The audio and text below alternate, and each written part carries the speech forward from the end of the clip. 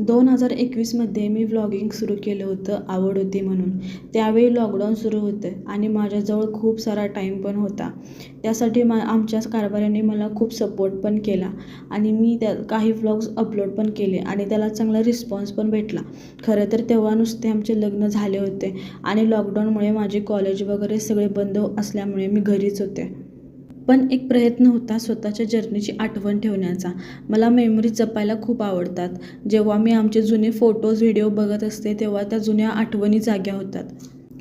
असो, प्रत्येकाची आवड वेगवेगळी असते. नंतर माझे कॉलेज सुरू झाले आणि बिझी झाले मी. त्यामुळे व्लॉग्स तर काढायचे पण अपलोड नाही करायचे. रोज एडिट करेन, अपलोड करेन या गोष्टींनी 3 वर्ष उलटली पण ते रिग्रेट कधी संपलेच नव्हते की व्लॉग्स अपलोड करायचा आहे.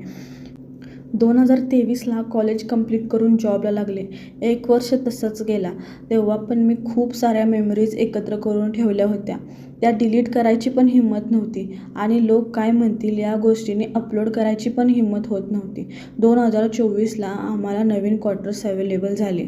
1 वर्षासाठी फौजी मला त्यांच्यासोबत घेऊन जाणार होते. तिथे गेल्यानंतर कळालं की मी प्रेग्नेंट आहे. असे पण आमच्या लग्नाला 4 वर्ष झाली होती आणि पुढच्या 1 वर्षामध्ये आम्ही बाळाचा विचार करणारच होतो. पण अचानक प्रेग्नेंट आहे कळाल्यावर आम्ही खूप खुश होतो. माझी कायमची इच्छा होती की माझ्या प्रेग्नन्सी जर्नीमध्ये माझा नवरा माझ्यासोबत असावा.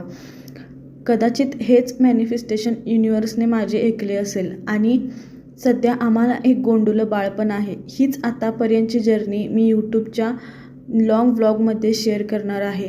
एवढ्या सगळ्या मेमरीजने जे माझे स्टोरेज फुल झालेले आहे ते मला अपलोड करायचे आहेत. सो त्या लाईफ बिफोर बेबीच्या सिरीजमध्ये चांगला रिस्पॉन्स भेटू दे हीच एक रिक्वेस्ट आहे सगळ्यांना जे मला बघतात.